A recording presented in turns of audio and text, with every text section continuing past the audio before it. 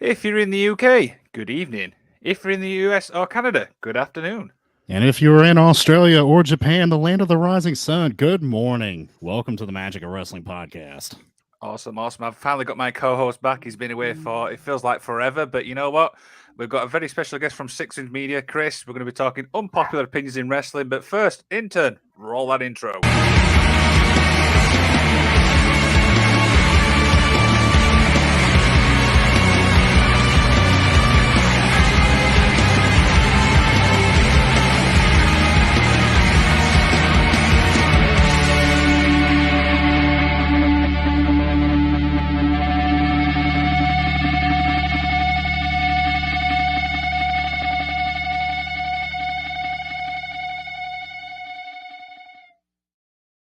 And it is, of course, Saturday night again. It's time for the Magic of Wrestling. I am, of course, the effing magician, Liam Wakelin, and I do have my co-host who's got really bad connection issues, so we will try and get that fixed. But we're joined by Chris from Six Inch Media. Chris, how are you, my friend? I'm doing well. How about yourself today? I am doing very, very well, thank you. You had a good week? Yeah, had a great week. So just full disclosure, 6 wins. It's usually myself and my buddy Matt. We were talking a little bit before we went on air here. He had some family come into town. So it's kind of last minute. So you're stuck with me today. So just me, and I brought some of his unpopular opinions too, though. So he lives on. But anyways, good week. How about yourself? Yeah, not too bad. Obviously, the weather's been really, really great, so that's the good thing because it's been awful the past few weeks. So it's finally nice to get some decent weather. So you managed to catch up on much wrestling this week? I'm sorry? Did you manage to catch up on much wrestling this week? A little bit, yeah. So we were talking Raw. I watched as much as I could take. The Lesnar stuff was weird. And then I watched SmackDown last night. I thought SmackDown still seemed like a bit of a clunky show, but seemed also like a step in a better direction. But yeah, I don't have a great feeling coming out of Mania. What about you? Yeah, I'm. Everybody's been obviously really shitting on the actual main event for it. So who knows, Mr. Isaacs? Are we working? No. We'll work with it. So, but yeah, Absolutely. a lot of people's obviously been really not liking the Mania thing. So we'll probably talk about that a little bit. So, yeah, of course. Welcome to the show. I mean, we're excited to have you on. One more time. I said we're excited to have you on the show. So let's enough rambling on. Let's get into some news, shall we? Let's get into part 1. We call the Magic Weekly.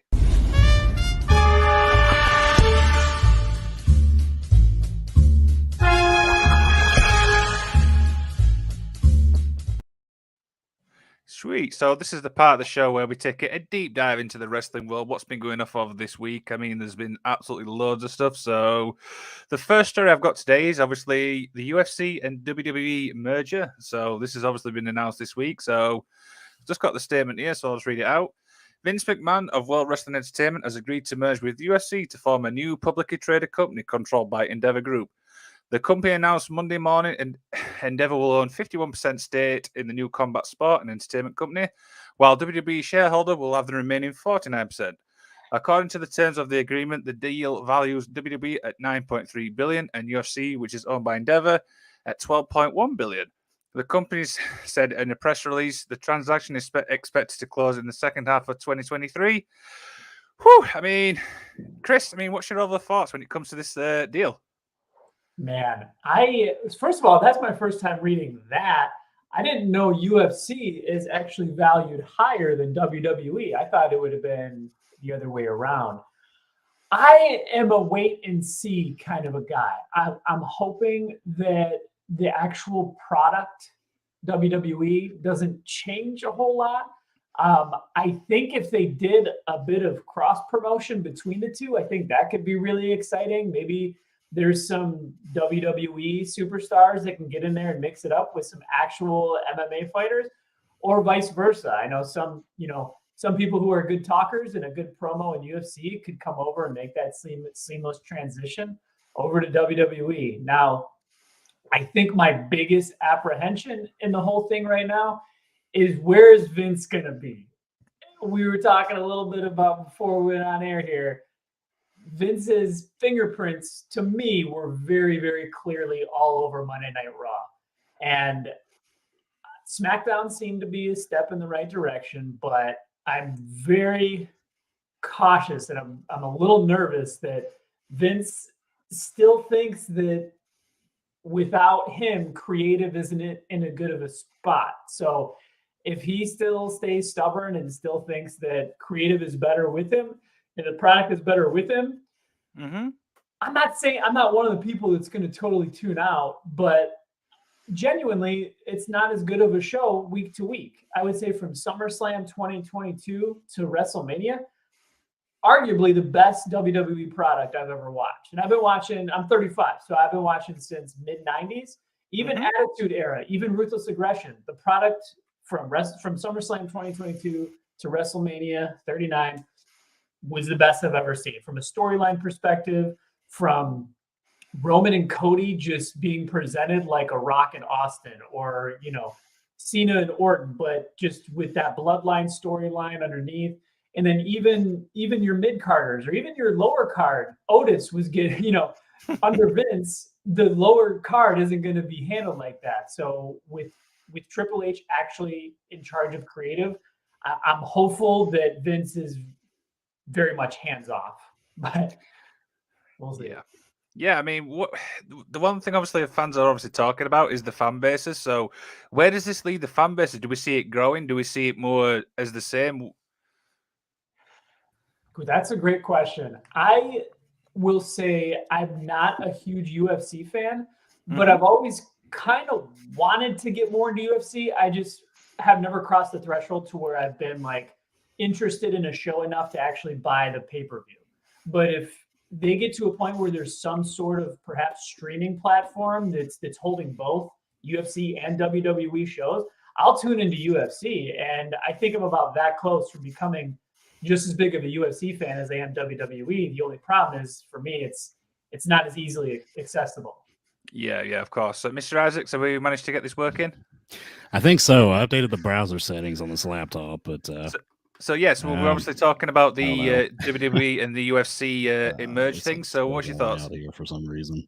All right, guys, I'm just gonna have to bow out. I sent the link to Canada Dry. Okay, of course, that's fine. We'll move on. Sorry about that. So, but yeah, I mean, we're excited to see where this actually goes. So, I mean, who knows? But I guess it's one of these where we'll just have to, as fans, just wait. I mean, that's all we can do, really. So, next story we've got is now on AEW Dynamite. It was announced that they're finally coming to the UK. Really excited for this. Of course, it's one of their biggest pay-per-views. All In. Now, I don't know how much you know about the AEW product, but what's your thoughts on this?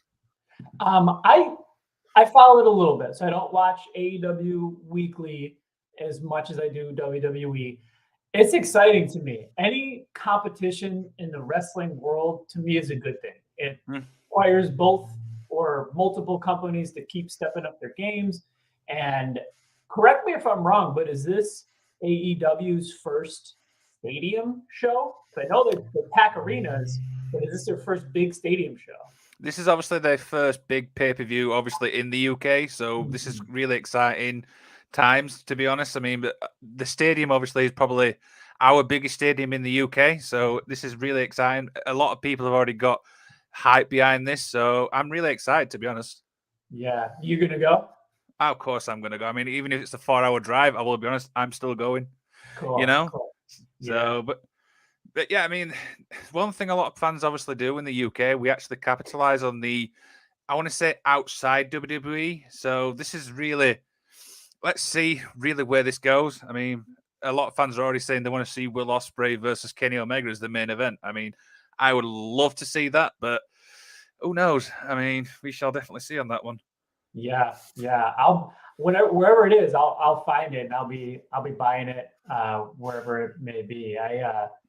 AEW's got some exciting stuff. It's just it's so much wrestling content per week, and I got a kid and a full-time job. It's hard to keep up with everything, but I'll catch the reviews every now and then when I can. But yeah, I'll definitely be watching it, and it's just exciting to kind of project what the card could be. I mean, if it's Ospreay versus Kenny Omega, awesome. That's a main event anywhere. But there's Jericho, Moxley, Bryan Danielson. There's so many just awesome matches you could have on that level. How do you think they'll sell out? What is it, like 80,000 people? I think possibly. I don't want to say. I mean, it is a big stadium. It rolls around 80,000. I mean, if it manages to sell out, that'll be probably one of the biggest sellouts I've known ever as a fan. So, but it all depends really who's on the card. Do you know what I mean? Yeah. I think that's probably a big thing, but we shall definitely see. So, Joshua Gray says, "There's so much wrestling to watch. What a time to be alive, even though I'm a WWE guy all the way." I'm sure you know this guy. Yeah, Joshua Gray. He's a friend of our channels. We connected with him on Twitter, and I know he engaged with us on YouTube and stuff. So what's up, Joshua? Great guy. Of course. So we'll move on to obviously to our next story. So I want to get this story out of the way because it's something I feel really, I want to not uncomfortable about, but the whole situation. Now, it's of course Vicky Guerrero with her daughter. Now, there's been, I want to say accusations. That's probably the biggest way I can say it. But what's your other opinion when it comes to this? So I caught this story a little bit, but is it so? The daughter accused Vicky's husband of assault, right? Of like physically abusing her. Yes, that's correct. Growing up, that's wild. And with an accusation that serious, not knowing a full scope of the situation, it's hard for me to comment. But I will say, from what I've read, there was the whole kind of back and forth with Vicky saying like she's kind of disowned her daughter for these claims. But other than that, I don't know. That's a really, really touchy thing. And, I just wish everyone well. I hope they can come to a resolution, but man, that's got to be a tough spot for both sides. What do you think on that? Yeah, the problem I've got with this is I'm really against when a big story like this comes out into the open. I get the fact that when it's a serious allegation, they must speak out, and absolutely anybody who's going through anything like this, most categorically must speak out. But I just think that is it want to be one of these things where you bring it out into the open? It's just one of those, you know what I mean?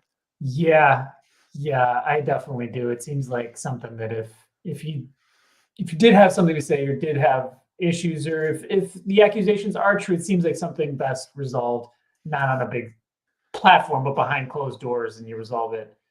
Like Yeah. I see what you're saying for sure.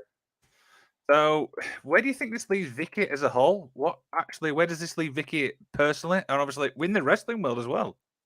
Ooh, I don't know. I'll wait and see. I don't know. What do you think? I mean, obviously now she's no longer with AEW. I don't actually think she'll go back to WWE. I feel like she'll take some time out of wrestling, just to get this thing sorted. Because, I mean, the one thing you always get is you never disrespect your mother. That's one thing I've always been taught. You know what I mean? Same. Yeah, absolutely. And man, she is definitely a legend in the wrestling world. And I've found with wrestling, giving it time, just go away for a little bit, let the dust settle. Time tends to heal. I don't want to say all wounds, but most wounds. Like similar to like the Hogan stuff. He went through all that controversy, and they kept him far away. They brought him back. His legacy, I would say, was a little tainted by it, but we'll see how time treats this one. Yeah, we will. So we'll obviously end on something more, I won't say positive, but not as dark as this. Now, it involves a certain Drew McIntyre. Now, apparently he's unhappy with creative and money. Now, before we came on the air, I know you had a lot to say about this, so go ahead. Yeah. I want Drew to go wherever he's happiest. And I know that's a cliche answer, but I think if you were going to do it, Clash at the Castle was the best time. Side note, I don't want to get too off that. Did you go to Clash at the Castle? I did not. Did not. Okay. I could see where he's coming from. And if it's a similar situation to what happened with Braun or Bray, I know they got released, but if he needs to go work out some stuff on the independent circuit, I don't know if I see him in AEW.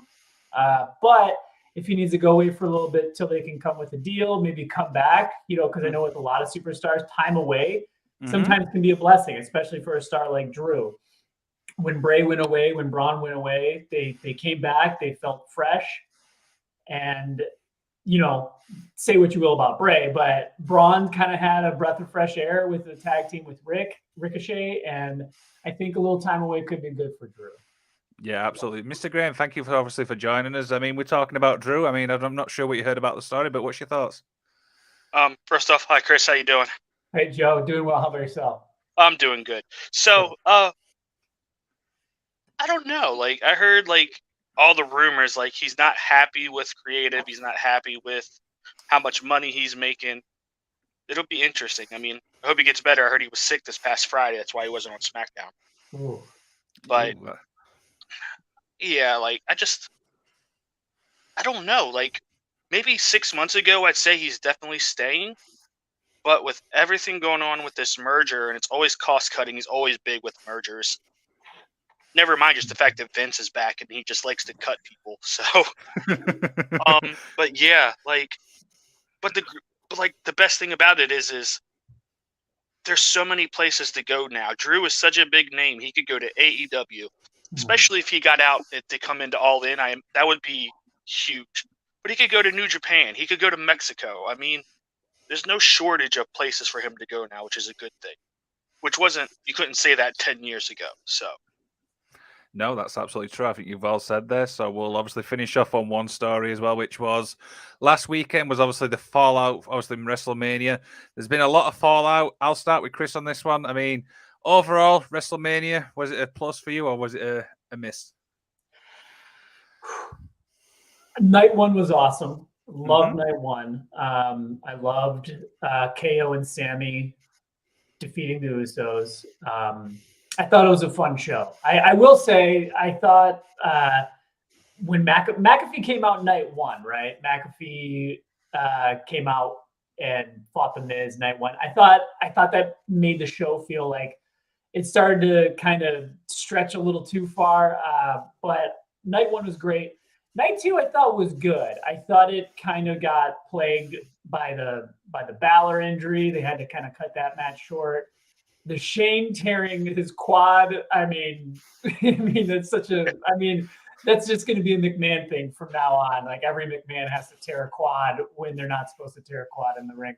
I was so conflicted by the Roman Reigns Cody Rhodes thing. I felt like on the surface, I actually wanted Cody to win, but deep down, it felt weird. I wanted Reigns' reign to continue. But then once Reigns won, I noticed it like even deeper down, I really actually wanted Cody to win. I don't know if that actually makes any sense, but then when the fallout came on Raw and realized, oh, this isn't really going anywhere. They're just stretching it out so Reigns can hit 1,000 days and beyond. I don't know. So night one, I'll give it a 9. Night two, I'll give it a 7.5. And then Raw after Mania, I'll give it negative 4,845. Yeah, absolutely. Mr. Graham, what's your thoughts, obviously, from the fallout from Mania? So we'll start with Mania. Like, my take on it was I enjoyed the results of night one, but I preferred the wrestling on night two. Like, for me, I enjoyed the night two women's match more than I did Charlotte and Rhea, because I felt like Charlotte, like, it took her a while to get into it. It felt like she knew she was losing and she just didn't want to be there. She just wanted to get it over with. I know I'm in the minority on that. I can accept that. That's fine. But like I said, like, there should never be a Hell in a Cell match when it's broad daylight out. It just doesn't look right.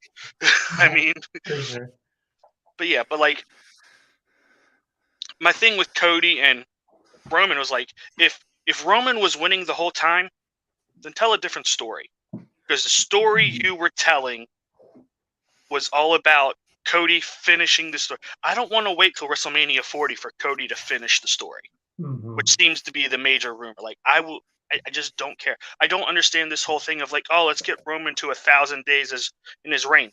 1,000 isn't a record. It's just some arbitrary number. Yeah, that is actually really true. I mean, but where does this leave Cody now, Joe? I guess Brock. I don't really care for that. I mean, like, I'm not big on, unless Brock is going to actually stick around. I don't enjoy when it's a feud where one person has to build the whole thing. It's just, it leaves a lot wanting. Yeah, So. absolutely. Yeah, absolutely. Chris, what about you? Where does this leave Cody now?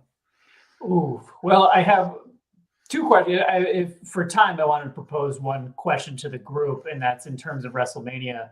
What did we think the best match was on just total? And with the Cody stuff, I think, Joe, I think you're right. I think it is looking like they're going to have him try to slay the beast, Lesnar, and I'm kind of wondering, like, Lesnar seems like such a random choice, but could that be a Vince thing? Because we all know Vince loves Brock, but also with this Endeavor thing, Brock did both, and he was kind of, I don't want to say the face of WWE and the face of UFC, but he was a big name in both. So does that have anything to do with it, with the merger with Endeavor, and just kind of like maybe the joining of UFC and WWE?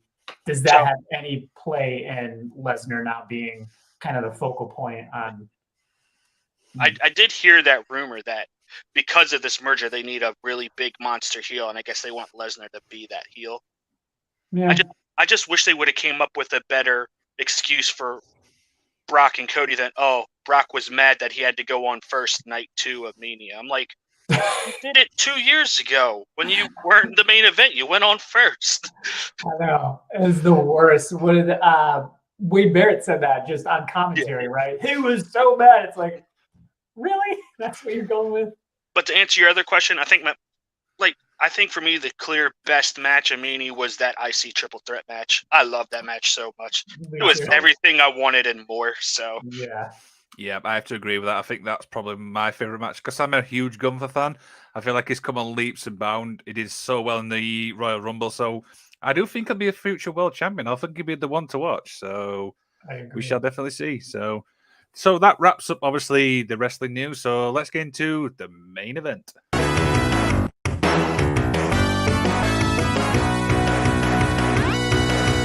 The main event.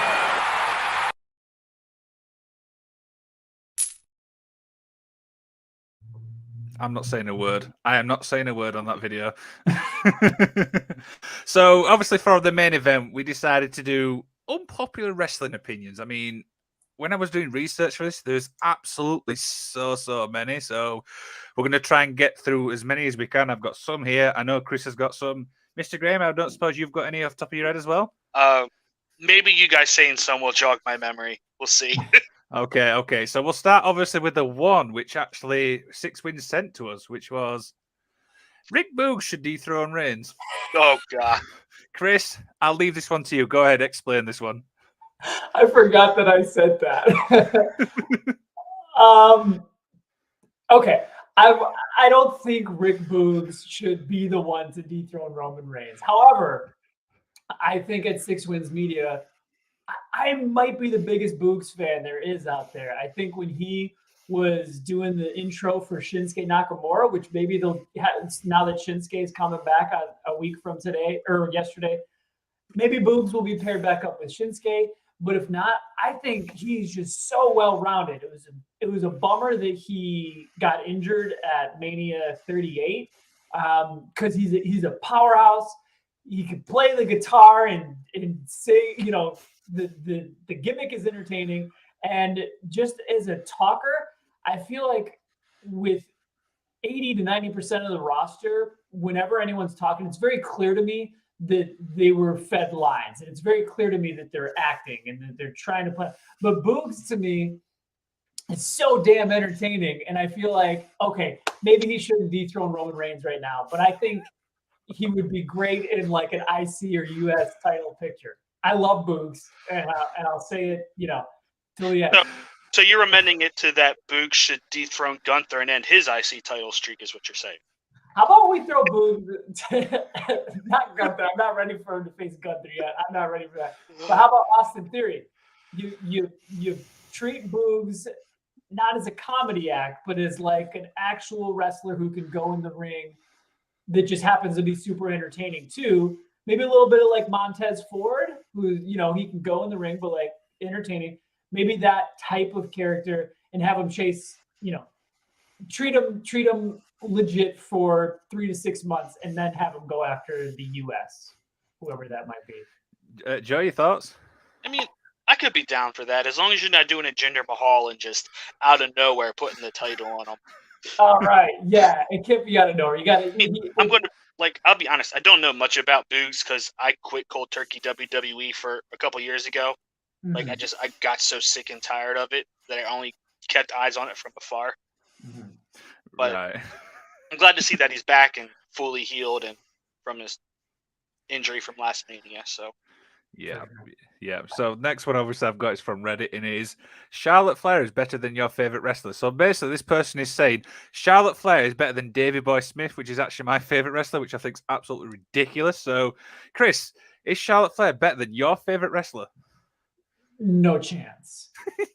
No chance. I will say in the women's division, after that Rhea Charlotte match, Joe, I know you said you didn't care for it that much, but I was trying to think. I think in my top 5, if I had to make a top 5 best women's match of all time, Charlotte Flair is probably in 3 of them. So she's great, but she's not better than my favorite wrestler. Hell no. Joe, is Charlotte Flair better than your favorite wrestler? no, she's not better than Sting. She's not better than Shawn Michaels. Get out of here with that. I told you it's unpopular opinions, so it's That's only not going to even get worse. unpopular. That's just someone who decided to smoke something before typing that. Oh dear, Chris, I know you've obviously got some written down as well. Yeah, so I want to represent for the other half of 6 Wins, Matt. As I said earlier on, he's had some family come into town. He couldn't make it here today, but I think his unpopular opinion was the first rendition of Kane. So we're talking 1997. That's gotta be Kane. Mm-hmm. He states that the first rendition of Kane is better than any rendition of The Undertaker ever. Oh, I'm so glad he's not on this show. He would get burned for that one. I mean, to be honest, I like that version of Kane. I feel that is the best one. Mhm. Is he better than any of the Undertakers? Possibly the Biker Taker, I would say yes, because I felt like that wasn't the best. He's not better than Ministry Taker. I'll tell you that. There you go. So, but no, I've got to be honest. I mean, apart from the Biker Taker, I feel like the Undertaker is way better. But that's just my opinion. I mean, Joe. Yeah. No, that's categorically false. I mean, these are definitely living up to their namesakes of unpopular opinions. That's for sure. Yeah. Dear. I'll make sure we clip out this one and I'll send it over to Matt and let him know that we all disagree. Like you guys said, I loved that rendition of Kane. But yeah, Ministry of Darkness, Kane, whatever you want to call the Undertaker that went on that series of matches from like WrestleMania 25 to 28, 29. So he did HBK, Triple H, and then CM Punk. Like, I don't know, just once a year Undertaker just coming in, putting on the best match of the show. Oh dear, this is really. I'm so glad we did this. So, Mr. Graham, have you got any?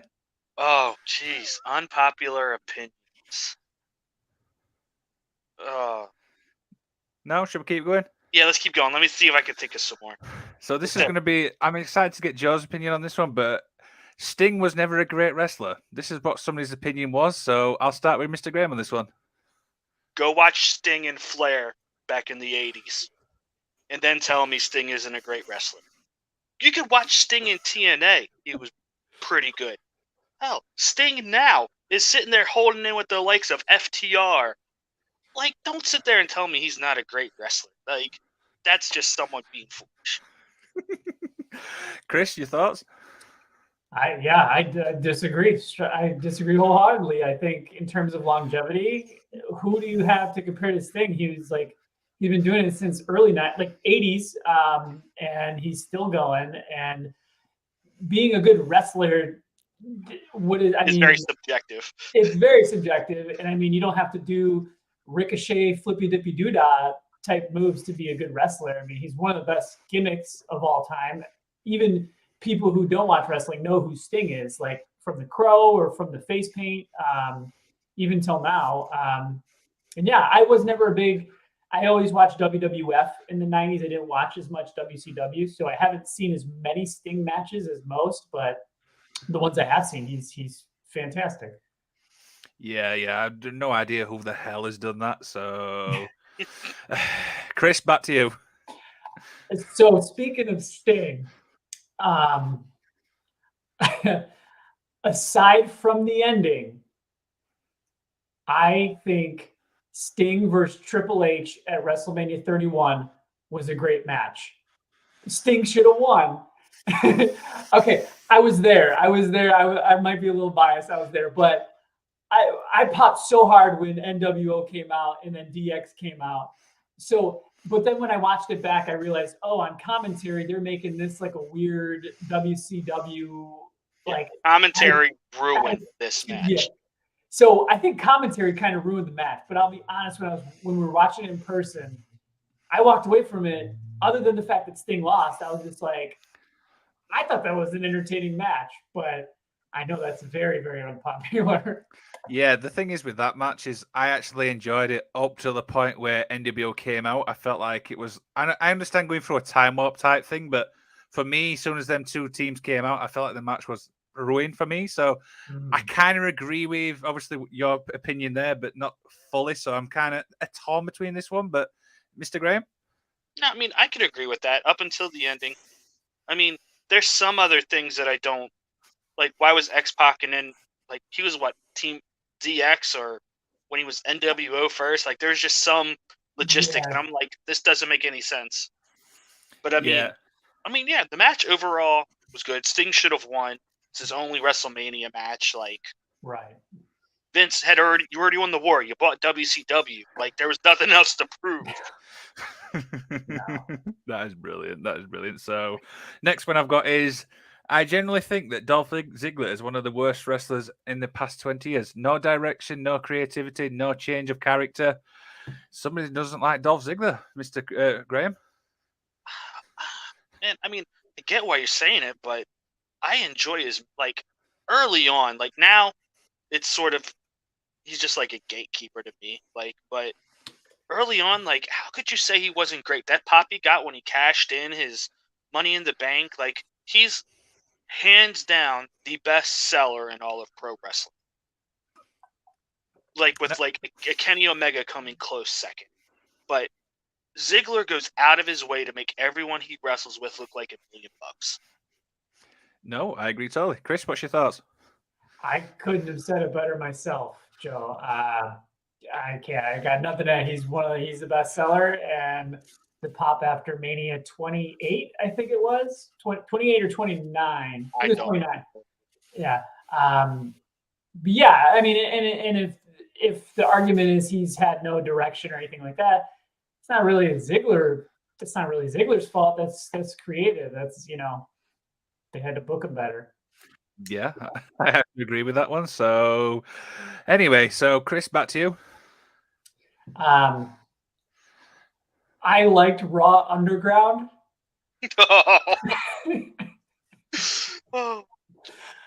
Okay. All right, let me try. All right. In the early pandemic, I'm gonna have a hell of a time with this. In the early pandemic, they needed something because empty arena shows were just not cutting it. It doesn't matter who's on. Stone Cold giving the stunner to Byron Saxton with no crowd, no arena. That's not even that entertaining. So I like that they tried it. And I think if they had kept going with it, it would have been cool. It would have been a cool place for like scores to be settled. And I thought it was kind of a cool attempt, and I wish they would have kept going with it. I don't even know what to say because I just remember watching one episode and I feel like this is absolute trash. I will be honest, but that's just my personal opinion. Mr. Graham, your reaction when he obviously said Raw Underground, I think it said itself. Go ahead. They didn't go far enough with it, in my opinion. From what I watched of it, I felt like they could have got more out of it. So I don't think it's as good as it could have been. Is it the worst thing they've ever done? No, but it's not the best thing they've ever done either. So yeah. Joshua Gray said Raw Underground was entertaining. I agree. So I mean, I know there's going to be people out there who actually do agree with it, but I just felt like at the time when you watch it back, it's like this is just absolute trash. But I think that's just my like they could have used Raw Underground to get so many people over. Yeah. But I mean, with Vince and his, oh look, there's a butterfly. Like he can't stay focused on anything for more than 3 seconds. So Right. Yeah. So next one is Seth Rollins should have beaten the Undertaker's streak.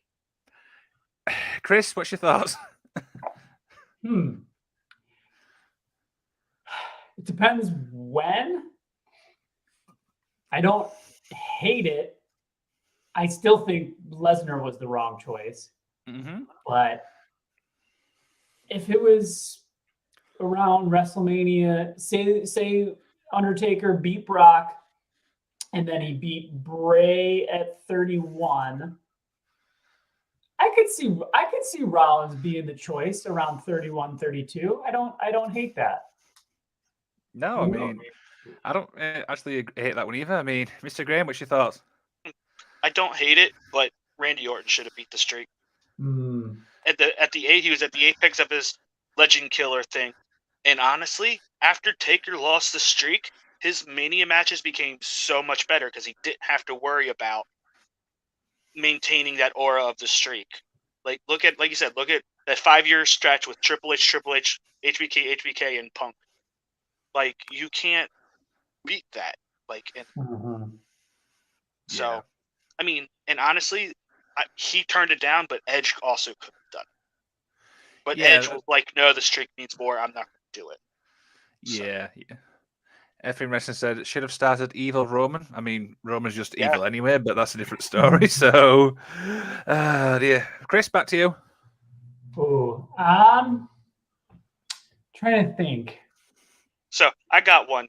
You got one. Perfect. Okay. I got one. And I know Effing Wrestling isn't going to like this, but CM Punk can stay away and I won't listen. Ooh, interesting. Like, I know what he can bring, but at the same time, I feel like there's so much more that can be done if you're not trying to force Punk into the main event. And honestly, like, his body has shown his last 2 major matches, he just can't hold up anymore. He broke a foot, he tore his shoulder or something. Like, I think his time has passed. And I don't mean that in a rude way. It's just my Father Time is undefeated. So yeah, fair enough. Chris, what's your thoughts on this? I have to agree. I tend to really want Punk back in WWE for one last run, but really it would just be for that one pop, that return pop, say whatever the scenario is. Yeah, maybe Reigns is heading into SummerSlam and he's like, there's no one left. I'm, undefeated. No one can beat me. Punk's music hits, I think would just blow the roof off of whatever arena they're in. And then I think it would probably be a solid match, but then history has shown like he just doesn't seem to get along very well with other people. So it's like, if you're going to bring him back for like a one-off match, make him go back away and then maybe bring him in for a Hall of Fame thing. I still think he'll go into the WWE Hall of Fame one day. But other than that, I don't really care to see him back in any sort of long-term capacity. Yeah, the problem is with Punk is he's a great wrestler. As obviously fans of obviously a big part of that, but the guy's so outspoken. I feel like that's the biggest downfall for him. So when you get Punk in any promotion, you're getting a lot of baggage. That's the way I obviously look at it. Do you know? I mean, but it's sorry. Now, I'm sorry to cut you off, but with that said, he's coming back, so it doesn't matter. Okay, we shall definitely see. I think he is as well, but until then, we just have to ride it out, as we always say. So, next one I've got is, and I'll start with Chris on this one. Ruthless Aggression Era was better than the Attitude Era. Oh, okay. So there was a period of time, like I said, I've been watching since early to mid 90s, but I went away to college, university in like 2005. So there was a period between like 05 and 08 that I wasn't watching on a regular basis. And I feel like that was peak Ruthless Aggression Era. So take my opinion with a grain of salt, but no way. Attitude Era had Stone Cold and The Rock. There's no way. I don't care what was going on during Ruthless Aggression. You're not better than Stone Cold and The Rock, in my opinion. There you go, Mr. Graham. From a wrestling perspective, I wholeheartedly agree. Attitude Era wrestling was garbage. Every match had a run-in, ended in DQ, unless you were Stone Cold or The Rock or Triple H. Like the storytelling in the Ruthless Aggression may not have been as good, but the wrestling more than made up for it. You had the SmackDown 6. Like you just can't beat that. Yeah, no, I agree totally. Guys, obviously, who's watching, if you've got any unpopular opinions, leave them in the comments. You know what I mean? We'll obviously answer them on the show, so we've got absolutely loads to get through. So, Chris, have you got any more unpopular while we... I try to stay positive. I tend to stay positive. I think I got one. Natalya sucks. Oh, dear. Oh, She gets a cheap pop because her theme song kind of sounds like Bret Hart's with that guitar riff. So people are like, yeah, oh wait, it's Natalya. And she just does the sharpshooter. But anyone that tells me that they're a huge Natalya fan, I'll say this. Tell me the top 5 Natalya matches of all time. Boom, mic drop. Thing is, I can't even name one. I can't either. Oh, wow.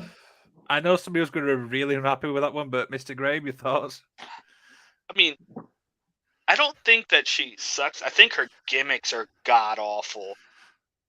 But yeah, I mean, she came along in a time where women's wrestling wasn't important in WWE. Fair. And I think she just never outgrew that stigma. No, I think that's...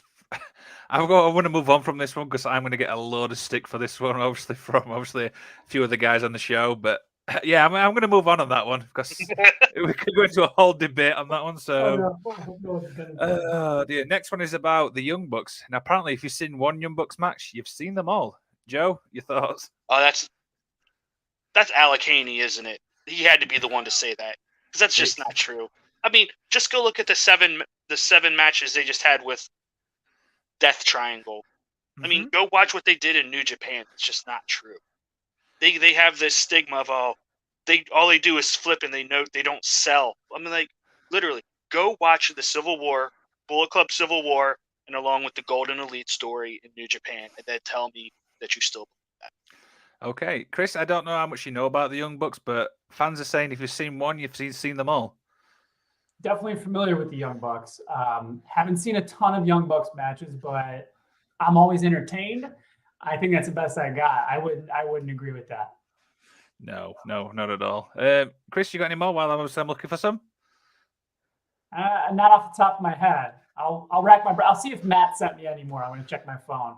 Okay. So the next one I've got is Matt Hardy is apparently the best one out of the Hardy brothers. And here's the reason why. Apparently, Matt Hardy's better on the mic. He's better all round in the ring. Outside the ring, I'll just say that. But Mr. Graham, your thoughts? That's a good one. I think I might agree with that. Like Matt Hardy, like you just look at his TNA run with the broken gimmick. I think you could make an argument that Matt Hardy is the better Hardy brother. Jeff is the flashy, charismatic one. But also, like when it comes to any sport or anything, your best ability is availability. And Jeff, you never know with him. Unfortunately, he has his demons that he has to deal with. Mm-hmm. Yeah, I think that's fair comment there. Chris, what's your thoughts on that? Matt Hardy's the best out of the Hardy brothers. Yeah, that's a good one. I would say I was a huge Jeff Hardy fan back in the Attitude Era. So if their careers had both like ended in 2001, I would say Jeff Hardy. Jeff Hardy took bigger bumps. He was more entertaining to watch in the ring at that time. But as time progressed, I think when Matt Hardy did the broken gimmick and he came, they both came to WWE. I was more excited to see what they were going to do with Matt Hardy than Jeff Hardy. So I think, all things considered, I would agree. I think Matt Hardy has the better career long term. Yeah, absolutely. Effing Wrestling says Matt is the creative one. Mm-hmm. Yeah, I mean, I have to agree with that. I mean, when I've just seen the comment now, when I've just thought about it, I feel like, yeah, Matt Hardy's so underrated. He doesn't get the recognition he does deserve. It's just all Jeff. And I get Jeff. Obviously, he's a great wrestler. Fans love him, but now I think about it, I feel like Matt is probably the best. That is really weird on that one. Yeah. That's really stumped me. Yeah, Chris, have you got any more? Matt sent this one. He sent me a little list earlier. I don't know how unpopular this is. I would say most would agree with this, but let's throw it out there and see. He said title matches should happen more frequently on weekly TV. What do you think? Should we have more mid-card title, women's title, tag team title matches on TV, or should those be saved for the premium live events? I think the world titles definitely has got to be premium events. Agreed. The mid card title, I mean, I'm not against it being defended every single week personally, but same with the women, the tag titles. I mean, to be honest, WWE, the tag division for me is pretty awful. I mean, let's be honest, but yeah, I mean, I'm all for like undercard titles, being defended, Mr. Graham. I don't think defending titles just for the sake of defending titles does anything. If there's a story behind it, like when Cena was doing his weekly U.S. title open challenge and consistently having the best match on the card, that makes sense.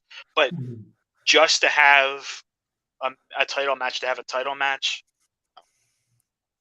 no, I agree there totally. So that is probably a fair one there. So next one I've got is, and it's an interesting one. I mean, it involves the women's division again. It is Becky Lynch is not all that good.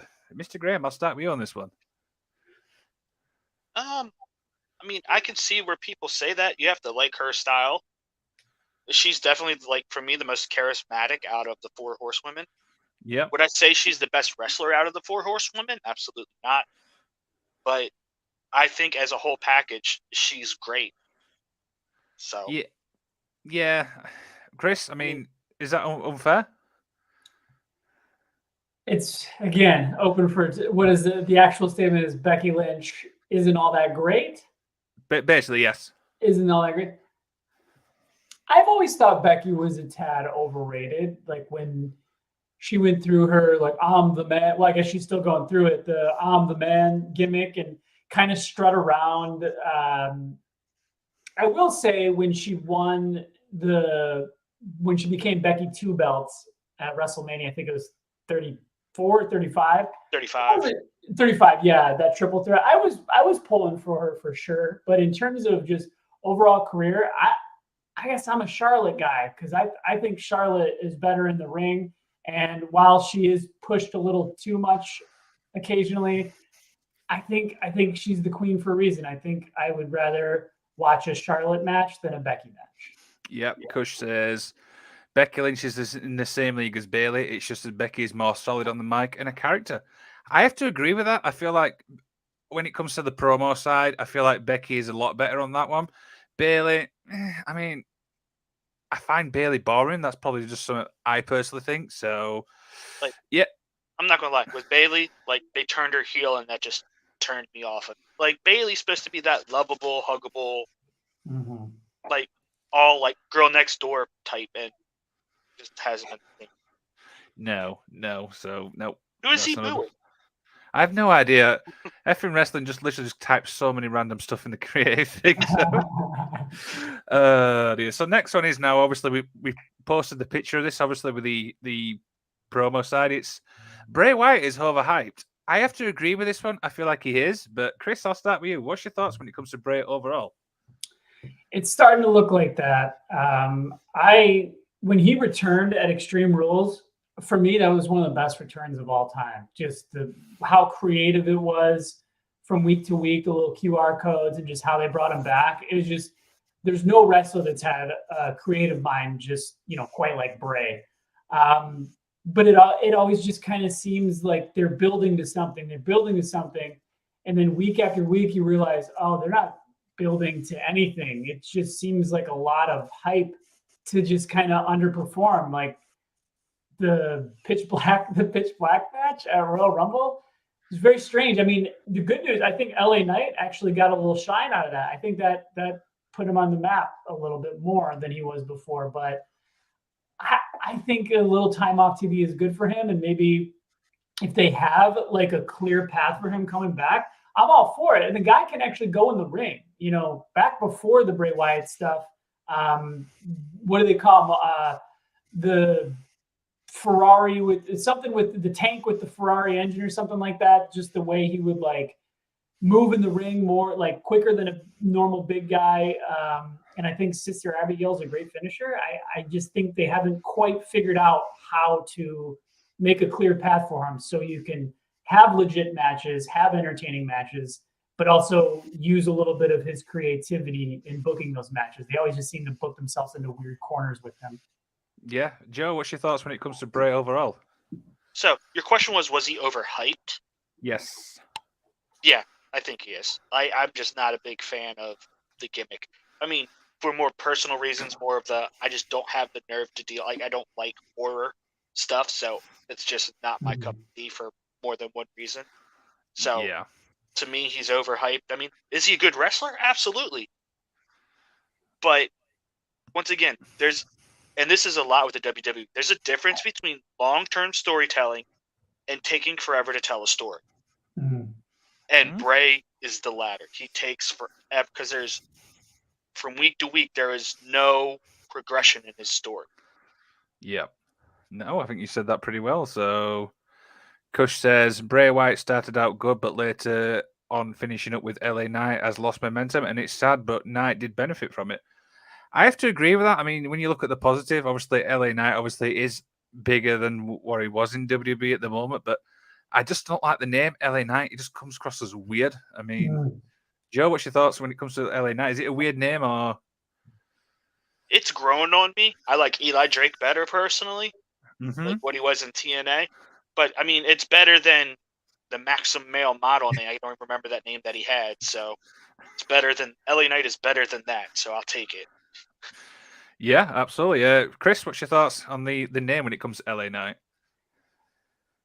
I don't hate the name. I didn't really know him much as Eli Drake. I didn't watch a whole lot of TNA, but the name is fine to me. I will agree it's definitely better than Dupree. Something Max Dupree. Was it Max Dupree? Yeah, that's what in Maximum Male Model. That was weird. That was a total Vince thing, I think, to bring him up in this totally different gimmick.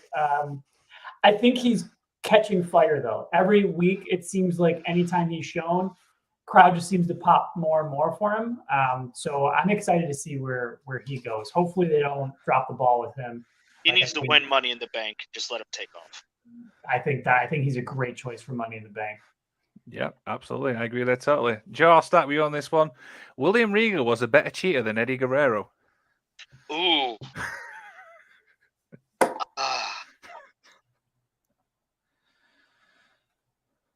I don't know.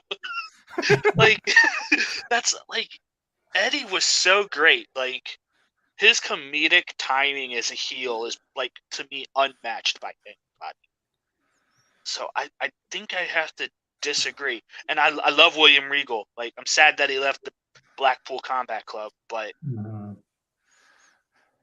I think I'd have to give it to Eddie. Like by just a hair. Like I don't know. What do you think, Chris? I don't know. Ooh, it's close. I still give it to Eddie too, just with the comedic timing. I think he came up with more original ways to cheat. I always thought it was a tad weird. And Matt, the other Six Wins guy, he brought it to my attention. It's kind of weird how like they treated him. They went full babyface with him, but he would always cheat to win. So it was very kind of reminiscent of that time where like there are no rules. Like Stone Cold, the biggest a-hole in the world, who's just going to stun an old lady. He's the good guy. Eddie Guerrero cheating to win. He's the good guy. But I'll still give it to Eddie on this one. I think now that you said that, I think I would give it because you said who's the better cheater, right? Yes. Like Eddie Guerrero got cheating over and cheered. So Right. I mean, dear. Here's a low blow. Here's a low blow. If we're counting all cheaters, can we throw Lita on there? Ooh. Elaborate why? who did you say? Well, wasn't the whole thing, didn't she start cheating on Matt Hardy with Oh, Edge in real life? You went mean down that literal road. cheating? Yeah. Oh dear! Wow, we really went down that road, boys. I'm sorry. You said Lita, and my mind automatically went to when she was with S.A. Rios doing Hurricane Ranas on everybody on the outside. Oh, yeah. Oh wow! I can't believe we went down that road, but that was fun. So we've got time for one more, and we're going to start with the biggest one. Now, this has honestly angered a lot of people. We mentioned it before we came on the air, and it involves Bret Hart, so I know I'm going to get stick for this one. God. Bret Hart needs to stop going on about the screw job. Mr. Graham, take it away. No, I can't. No. I mean,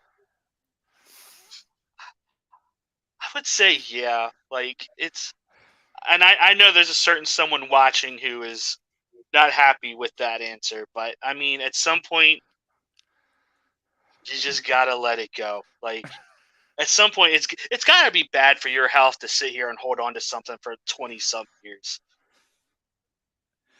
Yeah, I know. He's going to message me after the show saying, "What the hell have you said that for?" But Chris, I mean, what's your thoughts on this?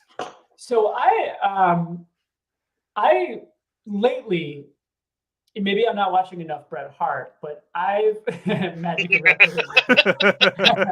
I've heard Bret complaining more these days about Goldberg than I have about the screw job. I haven't heard a whole lot of Bret complaining about the screw job lately, but like I said, maybe I'm not watching enough Bret. So in terms of the screw job, I'll give him a pass. But the Goldberg stuff, I think he's probably right. Goldberg was probably a little too green to be in there.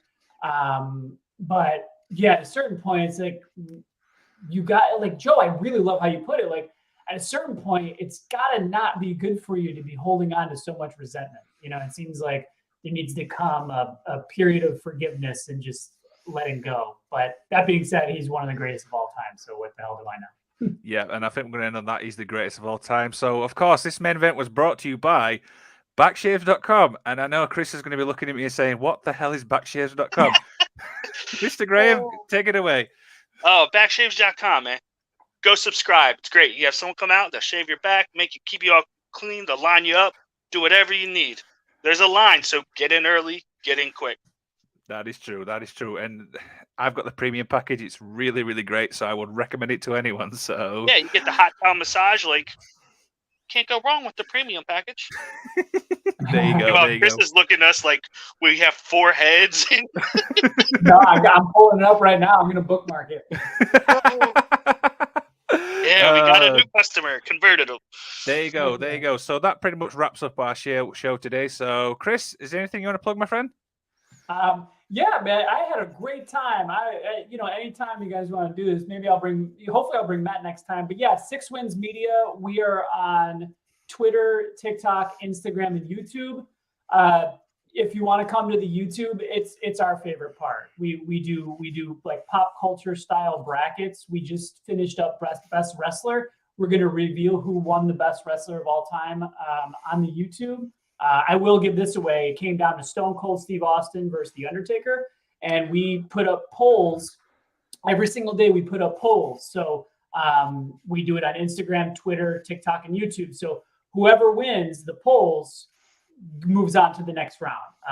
And right now we've transitioned from best wrestler over to best TV show. So for example, today's matchup was Twilight Zone versus The Wire. So we let people vote, and whoever moves on moves on. But it's a lot of fun. But we love wrestling more than anything. So I absolutely love that because it's like getting the fans more invested in that. So yeah, Yeah. I mean, I'm actually going to check all these things out. So, of course, obviously, it was a pleasure to have you on the show. So don't forget, you can head to prowrestlingtees.com/effing wrestling. You can buy yourself a Magic of Wrestling shirt, which is modeled by a good friend of ours. When I've got the image somewhere, there it is.